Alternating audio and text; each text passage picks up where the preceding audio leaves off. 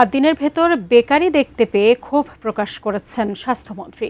৬ নবজাতকের মৃত্যুর ঘটনা ঘিরে বিকেলে আকস্মিক আদ্দিন মেডিকেল কলেজ ও হাসপাতাল পরিদর্শন করতে গিয়ে সেখানে এই বেকারি দেখতে পান তিনি। এ সময় তিনি জানান, ৬ শিশুর মৃত্যুর ঘটনায় আগামী ৩ জুন পূর্ণাঙ্গ প্রতিবেদন দেয়া হবে। রাজধানীতে ৬ নবজাতকের মৃত্যুর ঘটনার তদন্তের অংশ হিসেবে শনিবার বিকেলে আদ্দিন হাসপাতাল ও মেডিকেল কলেজ পরিদর্শন করেন স্বাস্থ্যমন্ত্রী সর্দার সাখাওয়াত হোসেন বকুল।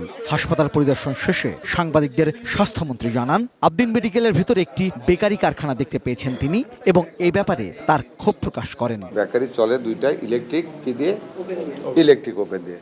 আমি এখানে কোনো ইলেকট্রিক্যাল ইঞ্জিনিয়ার পাইনি, একজন মেকানিক্যাল অ্যাসিস্ট্যান্ট পেয়েছি। দেয়ার আর সো মেনি গার্বেজেস দেয়ার, যেগুলি মানে কি বলবো, যেগুলি একটা হসপিটালে হাজার হাজার ছাত্র ছাত্রী রুগী অ্যাটেন্ডেন্ট থাকে, এটা উচিত হয় না। এখানে কি কার্বন মনোক্সাইড বা কার্বন ডাইঅক্সাইড লিকেজ হওয়ার কোনো একটা কানেকশন? এটা আমাদের এক্সপার্টদের যারা আসছিলেন, আমরা আরেকটু এক্সপার্ট পাঠাবো কারখানাটা দেখে এটা থেকে ওই রকম কিছু সৃষ্টি হওয়ার সম্ভাবনা আছে কিনা দেখার জন্য আমরা আরেকটু এক্সপার্ট পাঠাবো আগামীকালই।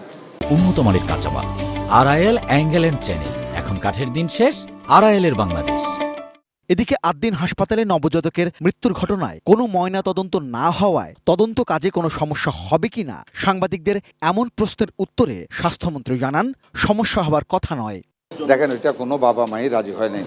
অনেক চেষ্টা করা হয়েছে, আমাদের সিআইডি সবাই চেষ্টা করেছে, কিন্তু বাপ মাই নবজাতকের দেহ কাটতে ওনারা দেন নাই।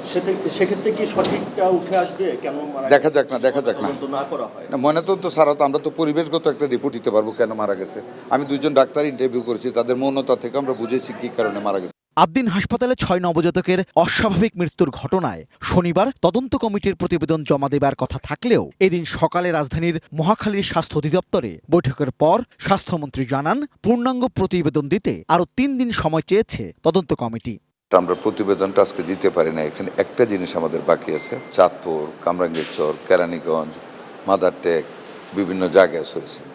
ওই মহিলাগুলির সাথে আমরা যোগাযোগ করার চেষ্টা করেছি, ওনাদেরকে আনতে আরও 2 দিন সময় লাগবে।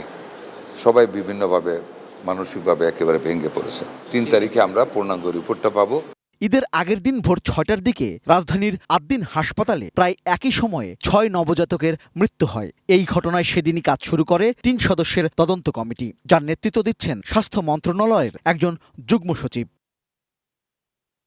রেজওয়ান ফয়েজ, এটি নিউজ, ঢাকা।